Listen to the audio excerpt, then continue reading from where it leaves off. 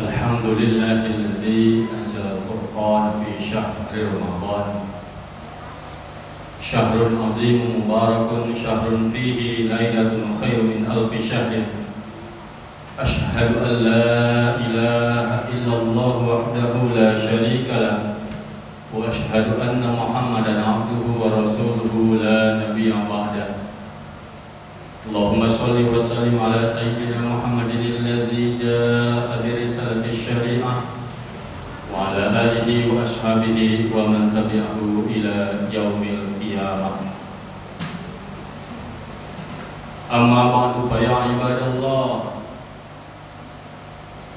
أوصيكم ونفسي بتقوى الله وطاعته فقد فاز المتقون فقال تعالى أعوذ بالله من الشيطان الرجيم شهر رمضان الذي أنزل فيه القرآن هدى للناس وبينات من الهدى والفرقان وقال النبي صلى الله عليه وسلم خيركم من تعلم القرآن وعلم صدق الله العظيم وصدق رسوله النبي الكريم ونحن على ذلك من الشاهدين والشاكرين والحمد لله رب العالمين. Hadirin shaimin shaimat rahimakumullah, alhamdulillah kita panjatkan puji dan syukur kehadirat Allah Subhanahu wa taala. Allah berkenan memanjangkan usia kita dan alhamdulillah kita bisa melaksanakan salah satu perintah Allah Subhanahu wa taala yakni salat Isya berjamaah, dan sebentar lagi kita akan lanjutkan dengan sunat tarawih. Dan tidak berasa waktu begitu cepat bergulir di antara kita.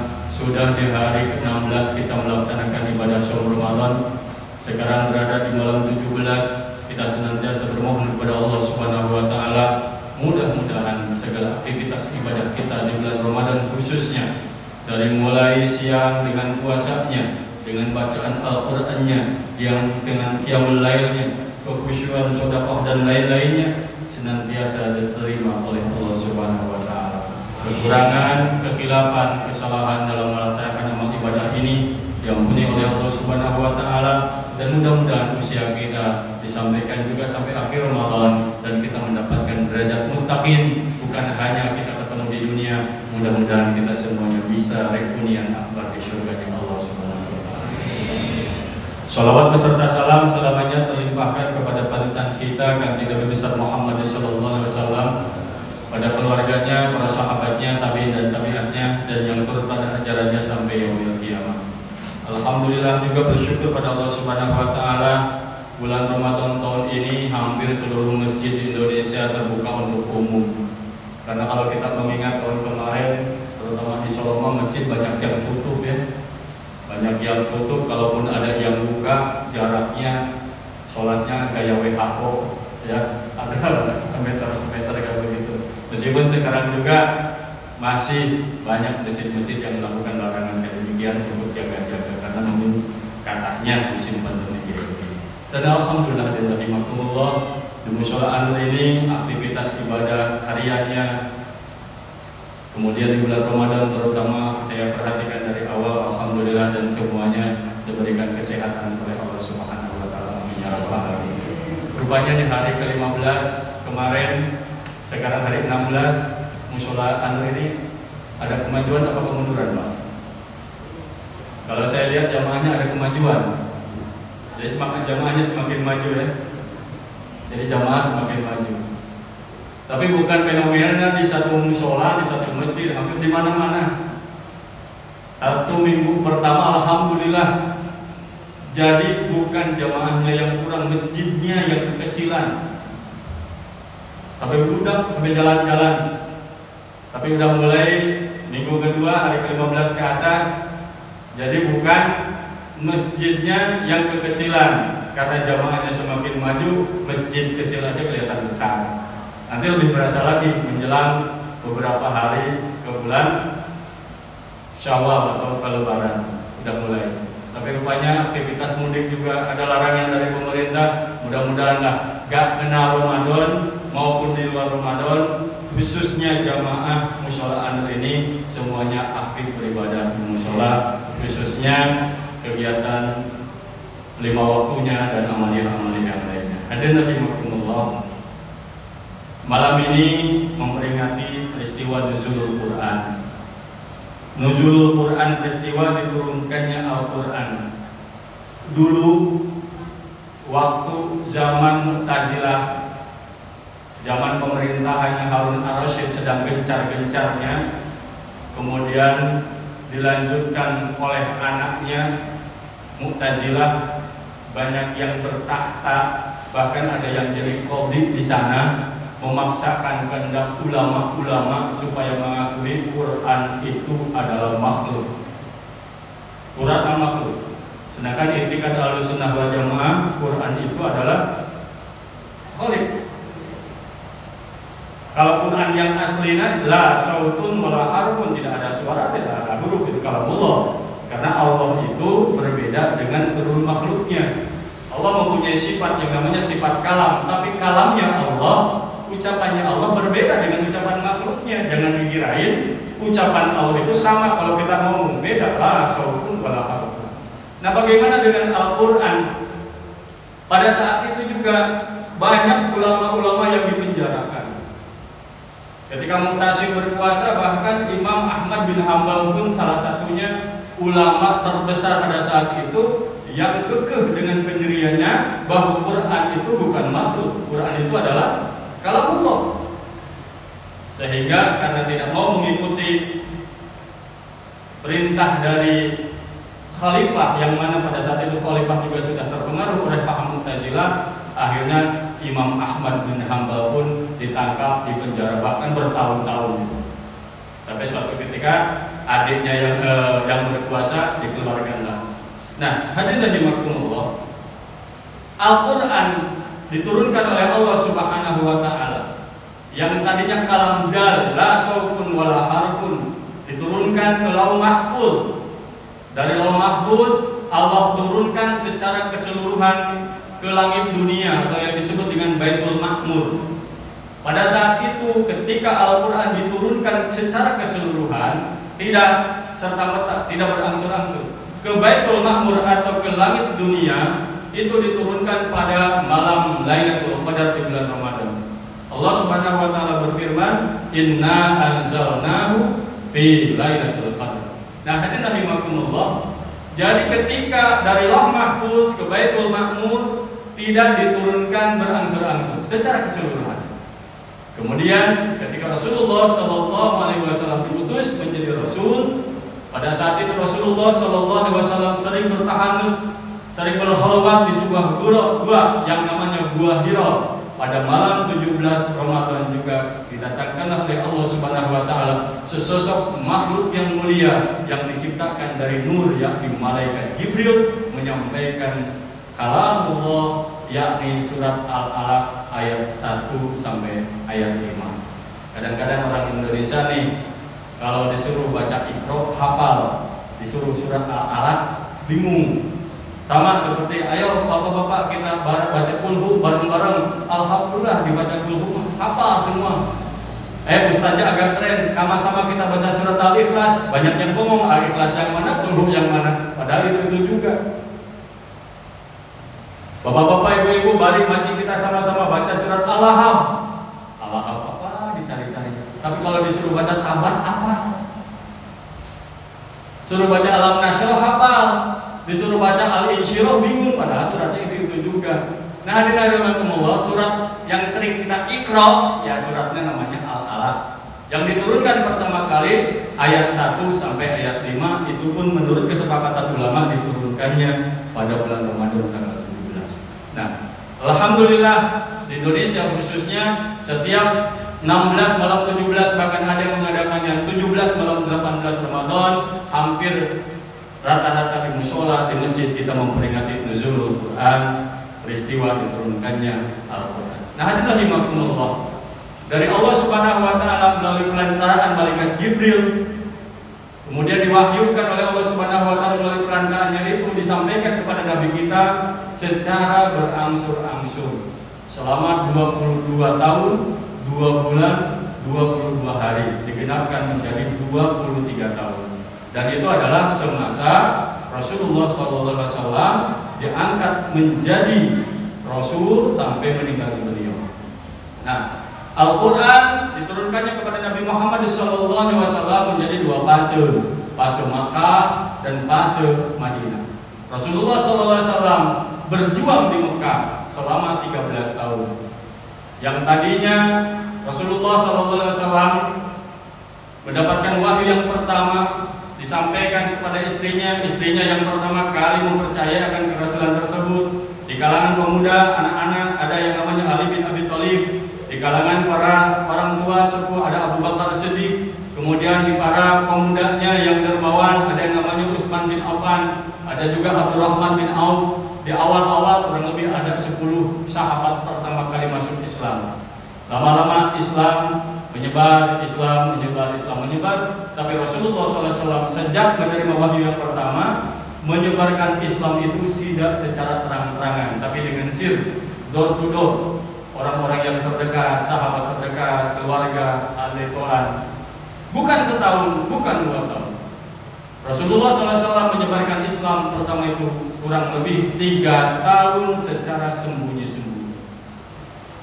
Kemudian Rasulullah SAW diperintahkan oleh Allah Subhanahu Wa Taala dengan firman-Nya, "Fasda bima tu'mar wa a'rid 'anil musyrikin." Hai Muhammad, sampaikan apa yang telah kuperintahkan dan berpalinglah dari orang-orang musyrik.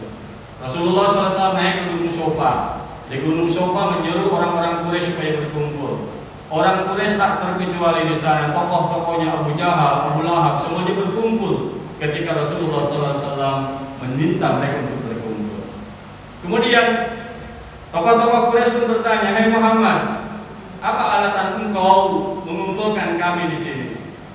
Nabi pun berbicara kepada mereka, "Wahai orang-orang Quraisy, kalau seandainya aku beritakan kepada kalian, di belakang gunung ini ada sekelompok musuh akan menyerang kalian dan akan memusnahkan kalian, apakah kalian percaya?" Tokoh-tokoh Quraisy mengatakan, "Ya Muhammad, kami percaya apapun yang engkau katakan, karena kami yakin dan kami tahu dari sejak engkau kecil kami kenal sampai sekarang, engkau adalah Al-Amin, orang yang dapat dipercaya, tidak pernah berbohong." Rasulullah SAW menyampaikan lagi, "Wahai kaum Quraisy, kalau kalian percaya kepada kami, oleh karena itu kami akan beritakan kepada kalian, takutlah kepada Allah, sembahlah Allah Tuhanku dan Tuhan kalian, janganlah mencari-cari sembahan selain Allah, dan akuilah aku sebagai utusan Allah, dan hindarkanlah diri kalian dari siksa api neraka." Apa yang terjadi ketika Rasulullah menyampaikan kebenaran, menyampaikan la ilaha illallah Muhammadur Rasulullah, yang tadinya bilang kami yakin, kami percaya, serta merta mereka menolak ajakan Rasulullah SAW, tidak terkecuali jangankan orang lain, bahkan pamannya sendiri yang namanya Abu Lahab adalah orang yang paling menentang keras kepada Nabi Muhammad SAW. Hadirin rahimakumullah, pada saat itu Islam mulai disebarkan secara terang-terangan. Tapi apa yang terjadi ketika terang-terangan, resikonya Rasulullah SAW sering mendapatkan hambatan. Hambatan bukan hanya cacian dan makian. Kalau cacian makian hanya penghinaan, kalau cacian makian hanya dibilang tukang sihir, itu sudah biasa. Tapi mereka juga tidak henti-hentinya melempari Rasul, kadang-kadang dengan batu, melempari dengan kotoran unta. Bahkan suatu ketika pernah Rasulullah SAW sedang sujud di Ka'bah, Abu Jahal mengambil isi perut unta disebut disimpan di tumpuknya sampai Nabi hampir tidak bisa berdiri kembali. Putrinya Siti Fatimah yang mengangkatnya. Suatu ketika Rasulullah SAW mau berangkat ke Ka'bah menunaikan sholat, di tengah jalan Uqbah bin Abi Mu'ad mencegatnya. Dia melemparkan mantelnya ke leher Nabi, kemudian dicekiknya, hampir saja Rasulullah SAW tercekik. Sahabat Abu Bakar yang datang kemudian mengatakan, "Ataqtuluna an-nasa ayyaqula rabbi Allah." Wahai Uqbah, apakah engkau akan membunuh orang yang hanya mengatakan Allah sebagai Tuhannya? Kemudian lancaran serangan-serangan itu bukan hanya kepada Nabi, dilancarkan pula kepada pengikut-pengikut Rasulullah. Pengikut yang pertama kali dilancarkan adalah al-mustad'afin, orang-orang yang lemah, orang-orang yang asalnya dari hamba sahaya, budak-budak belian. Dalam sejarah kita kenal yang namanya Bilal bin Rabah, Khabbab bin Arad, Ammar bin Yasir dan keluarganya. Bagaimana penyiksaan orang Quraisy pada saat itu kepada mereka.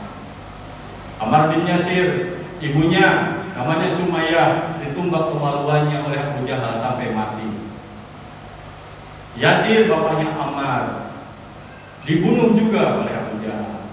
Sampai-sampai Ammar pun dipaksa untuk mengakui Lata dan Uzza sebagai Tuhannya, supaya menyembah lagi kepada Tuhan-Tuhan mereka, mengkufuri Muhammad dan Allahnya. Sampai-sampai saking tidak kuatnya dengan siksaan, mulutnya mengatakan iya, tapi hatinya masih tetap beriman.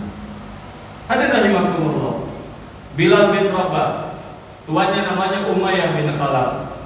Ketika diketahui bahwasanya Bilal bin Rabah masuk Islam, kemudian di cangkingnya Bilal bin Rabah diikat lehernya, dibawa ke padang Sahara dengan telanjang dada, sulut terlentang. Kemudian matahari yang sangat panas, bahkan ahli sejarah mengatakan panas pada saat itu kalau seandainya orang kafir Quraisy atau orang-orang Quraisy menjemur daging atau menjemur roti itu bisa matang, saking panas-panasnya.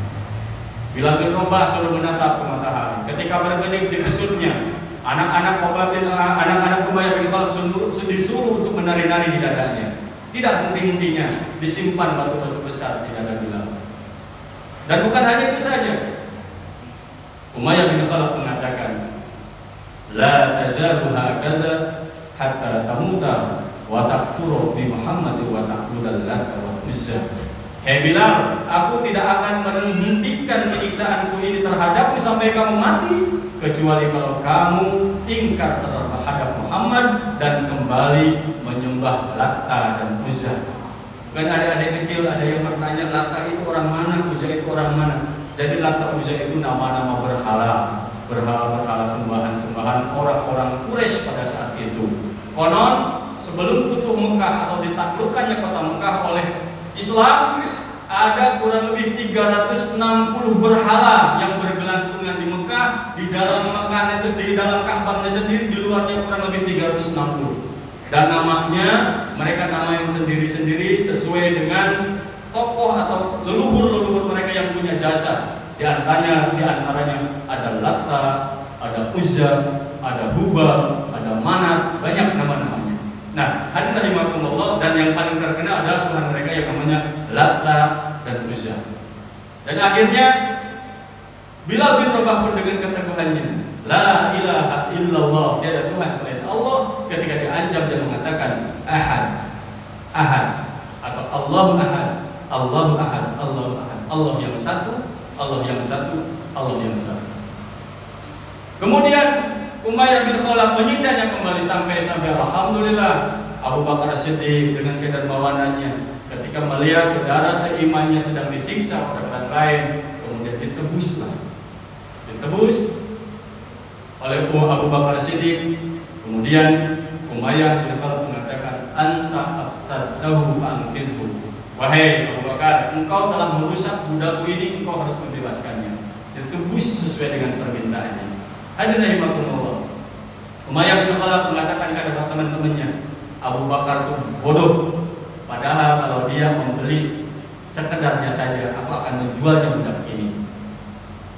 Tapi luar biasa Abu Bakar, berapapun permintaan dari Umayyah bin Khalaf untuk menebus saudara seiman saja terus. Dan dalam kisah, dalam sejarah dinyatakan Umayyah bin Khalaf ketika mengikuti perang Badar, yang membunuhnya adalah Bilal bin Rabah itu sendiri.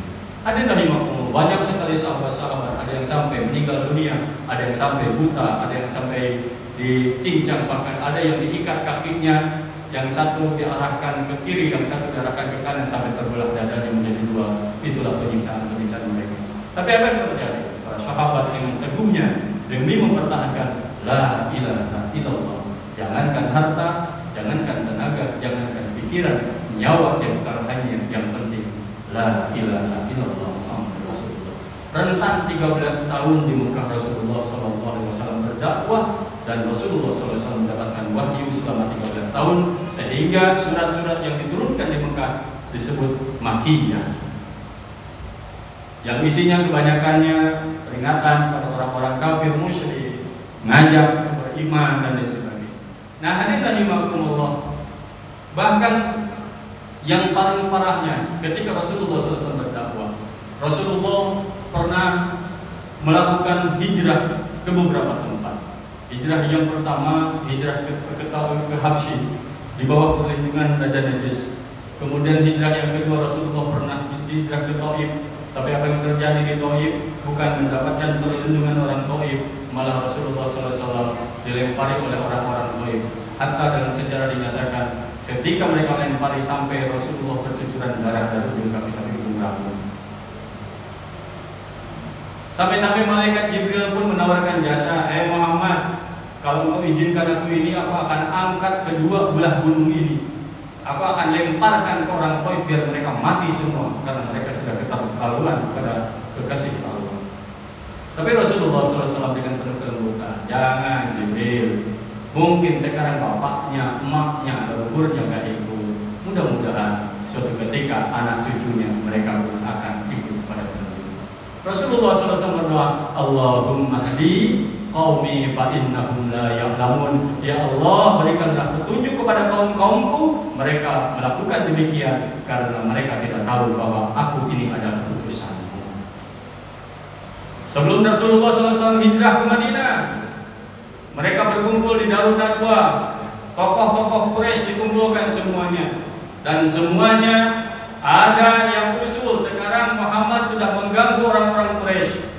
Muhammad rupanya sudah ngambil alih kekuasaan orang-orang Quraisy dengan pengaruhnya.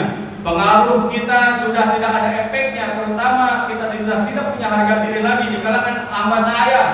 Kita terlalu dilecehkan. Sekarang hamba saya seolah-olah menjadi tuan. Sekarang gimana tuh menyelesaikan Muhammad? Ada yang usul dalam sidang Darun Nadwa. Udah, sekarang Muhammad ditangkap saja, kemudian kita jebloskan ke penjara. Abu Jahal mengatakan, saya tidak setuju kalau Muhammad cuma di penjara, karena kita tahu Muhammad itu turunan pembesar-pembesar, pamannya orang besar, kakeknya orang masyhur. Kalau Muhammad cuma di penjara doang, pagi dimasukin, sore juga sudah dikeluarin oleh saudara-saudaranya. Ini penyakit ini dari dulu, Pak. Rupanya sekarang masih banyak. Betul nggak kira-kira?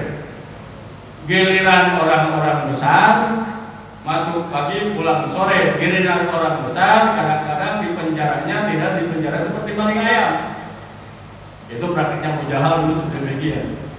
Nah, itu Allah ada yang usul lagi, udah. Sekarang Muhammad diusir saja ke luar negeri. Kalau Muhammad sudah tidak ada lagi di kota Mekah, kita aman. Abu Jahal katakan lagi, saya tidak setuju kalau Muhammad cuma diusir. Bagaimana jadinya kalau Muhammad diusir ke luar negeri, pengikutnya ikut, dia menyusun kekuatan, semakin kuat dia datang kepada kita, menyerang orang-orang Mekah. Apa yang akan kita berbuat? Akhirnya kesimpulan terakhir, udah, sekarang kita kumpulkan kabilah-kabilah yang ada di Mekah. Karena kalau seandainya kita berjalan sendiri-sendiri, pasti keluarganya Muhammad, keluarga besarnya gak akan nerima. Kalau seandainya setiap kabilah mengirim satu utusannya untuk membunuh Muhammad, kita akan bertanggung jawab bersama-sama. Akhirnya di malam itu setiap suku-suku mengirimkan jagoan-jagoannya. Tapi Muhammad di malam itu dikepung oleh jagoan-jagoan. Rasulullah SAW kedatangan malaikat namanya Jibril. Pak, halo Pak, pengen kenal malaikat kan? Pengen kenal malaikat ya? Israil. Oh, nggak mau ya Israil. Nah, ini Jibril yang datang. Kemudian Jibril mengatakan, "Hei Muhammad, hijrah Muhammad." Kemana Jibril? Madinah Muhammad. Bagaimana aku bisa hijrah? Itu tokoh-tokoh Quraisy ada di depan menunggu. Gampang Muhammad, tempat tidurmu ganti oleh sepupumu Ali bin Abi Thalib. Kemudian ambil pasir, baca ayat dalam surat Yasin, "Wa ja'alna min baini aydihim wa min khalfihim sadda wa ja'alna min baini aydihim sadda wa min khalfihim saddan fa'shaynahum fahum la yubsirun." Baca 3 kali, tiupkan ke pasir tersebut. Engkau keluar, lemparkan ke hadapan mereka, muka-muka mereka akan tertidur pulas. Nah, ini bujangan bisa praktekkan tuh kalau punya pacar, mertuanya galak. Kalau mau apel, ambil pasir, kemudian baca dulu 3 kali, wa ja'alna min baini aydihim sadda wa min khalfihim saddan fa'shaynahum fahum la yubsirun. Tiupkan 3 kali. Datang, calon mertuanya datang, lemparkan ke mukanya, insya Allah dibacok kamu. Dibacok lah, dia pulang ada masa mukanya dilempar pasir. Nah, anda ibadah akhirnya bisa hijrah. Jadi 13 tahun itu perjuangannya luar biasa. Setelah di Madinah menyusun kekuatan dan masih Al-Quran diturunkan yang ayat Madaniyah. Ayat Madaniyah itu kurang lebih 10 tahun juga. Ayat pertama yang diturunkan oleh Allah Subhanahu wa taala adalah surat Al-Alaq 1 sampai 5. Ayat terakhirnya surat Al-Maidah yang sering kita dengarkan, al-yauma akmaltu lakum dinakum wa atmamtu alaikum nikmati wa raditu lakumul islam dinan. Tapi Basir mengatakan yang itu bukan ayat yang terakhir. Ayat yang terakhir adalah wattaqu yawmal la tajzi nafsun syai'a dan selanjutnya. Nah, hadirin dimaklumi. Nah, sekarang bagaimana sikap kita dengan peristiwa nuzul Quran ini? Setidaknya kita harus bercermin kepada Al-Quran. Al-Quran itu adalah pedoman hidup kita. Yang konon sekarang ngakunya umat Islam, ngakunya pedoman hidupnya Al-Quran, tapi tidak mau bersyariat dengan syariat Islam, tidak mau berhukum dengan hukum Islam, bahkan boro-boro mengamalkan isi Al-Quran. Amalia tinggal dilakukan yang pertama, setidaknya kalau kita ngakunya orang Islam dan berpedoman Al-Quran, minimal setiap individu punya Al-Quran satu aja yang bisa banyak lagi. Saya mau nanya, Pak, di rumah ada berapa berarti? Qurannya ada 2. Kalau Bapak di rumah ada 3, setidaknya masing-masing punya Quran ada 3. Kalau 4 ya 4. Kadang-kadang di rumah Quran cuma 1, anaknya banyak. Bahkan ada juga yang Quran dari mulai dia nikah jadi mas kawin sampai sekarang nggak pernah dibuka. Jadi Al-Qurannya cuma jadi simbolis doang. Sayang, itu mah kenang-kenangan waktu kita nikah katanya. Ada umat Islam yang nggak punya Al-Quran di rumahnya, bahkan ada yang punya Al-Quran tapi nggak pernah dibaca. Nah, peringatan bagi kita, ngaku umat Islam, pedoman hidupnya adalah Al-Quran. Ya udah, setidaknya kita punya. Tapi bukan hanya sekedar punya, baca. Dan baca Al-Quran karena kita orang Indonesia, apalagi logatnya logat Jawa, tidak bisa disamakan. Jadi kalau misalnya bacaan kita masih Alhamdulillahirabbil alamin, nah harus belajar. Masa ngalamin terus kan? Ghairil maghdubi alaihim waladhdallin, itu harus belajar, itu bacaannya salah. Artinya tidak cukup baca Al-Quran, kita harus punya guru. Kalau kita punya guru harus musyafahah. Sebaik-baiknya guru adalah yang bersanad. Jadi tidak cukup baca Al-Quran. Karena apa? Karena bacaan Al-Quran itu huruf Arab beda dengan lisan kita. Artinya kalau salah baca artinya berpengaruh jadi salah. Contoh taubat dengan tobat. Taubat tak waw ba tak taubat wajah yang balik, asalnya salah jadi benar. Asalnya maksiat jadi taat. Taubat. Orang kita bacanya apa? Tobat. Tobat artinya kelereng. Jadi yang suka mabuk tobat, yang enggak selesai-selesai ya bilangnya kelereng. Tobat. Kemudian alhamdu dengan alhamdu. Alhamdulillahi rabbil alamin. Alhamdu segala puji. Kalau santri bilang segala jenis puji yang 4. Puji qadim ala qadim, puji qadim ala hadis, puji hadis ala qadim, puji hadis ala hadis. Lillahi rabbil alamin. Tapi bacanya alhamdu segala upil. Oh, masa upil? Allahu akbar. Akbar pakai kaf, hamas ak. Bukan akbar. Akbar lebih besar, akbar. Kalajengking. Allahu akbar. Tuhan Allah kalajengking. Masa Allah kalajengking? Kaf dengan kaf beda. Makanya itu bisa kita perbaiki ketika belajar kalau kita punya guru. Makanya alhamdulillah di Mushola An-Nur sudah mulai TPA-nya berjalan. Bapak-bapak jangan sampai anak-anaknya setelah dewasa buta huruf Al-Quran, sok manfaatkan aktivitas ibadah itu. Nah, insya Allah kalau didukung bersama-sama, kita sudah belajar membaca, tidak ada istilah umur udah tua mau belajar kapanpun bisa. Bahkan ketika kita pengen, saking merasa bersalahnya waktu muda gak pernah belajar, sekarang belajarnya sudah tua, gak jadi masalah, masih terbata-bata, insya Allah pahalanya buat ya, karena pahala pengen belajarnya. Kedua, terbata-batanya karena saking pengen bisanya, masih tetap berpahala. Dan Al-Quran ketika dibaca wa ta'abbadu bitilawati, mau ngerti kagak ngerti artinya, insya Allah masih berpahala. Bahkan jangankan baca, baru dengar lantunannya saja itu pun berpahala. Gunakanlah syahrul Quran, syahrul Ramadan, bulannya Al-Quran di bulan Ramadan untuk sebanyak-banyaknya membaca Al-Quran. Pertanyaannya, sudah berapa juz sampai hari ke-16 ini? Sudah hatam di sini? Musola? Hah? Belum ya?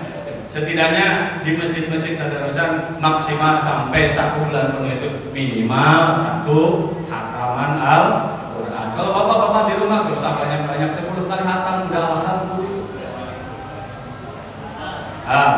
Wah, pura-pura 10 ya 5 kali hatam alhamdulillah. Enggak 5 kali hatam ya 1 kali hatam alhamdulillah. Gak sampai hatam 15 juz alhamdulillah.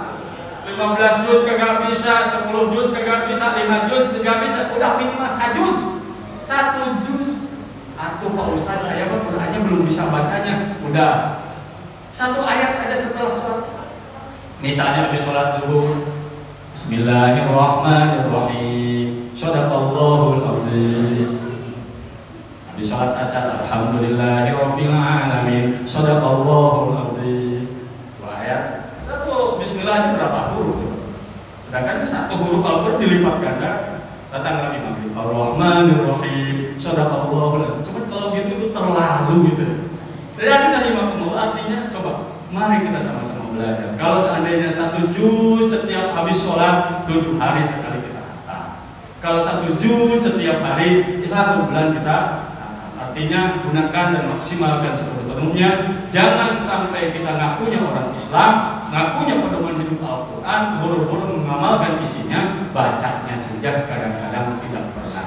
Yang selanjutnya, kalau kita sudah memulai baca, kita belajar artinya. Dan belajar artinya jangan letter dari tafsir dan terjemahan. Dikhawatirkannya salah paham, salah pengertian. Karena untuk menafsirkan harus ada ilmunya. Banyak orang sekarang membaca Al-Quran, baca terjemahannya, akhirnya mengaku dirinya paling benar, orang lain salah, karena tidak mengikuti ulama-ulama yang mufassir-mufassir yang terkenal itu. Kemudian setelah kita mengerti artinya, belajar tafsirnya. Belajar tafsirnya step by step, sedikit demi sedikit kita amalkan isinya. Mudah-mudahan kita selaku umat Islam yang berpedoman hidup Al-Quran, menggaya hidupnya Al-Quran, baca Al-Quran, kemudian amali hanya Al-Quran. Mudah-mudahan kita semuanya dalam ridho Allah Subhanahu wa ta'ala. Subhanaka bihamdika asyhadu an la ilaha illa anta astaghfiruka wa atubu ilaik. Assalamualaikum warahmatullahi wabarakatuh.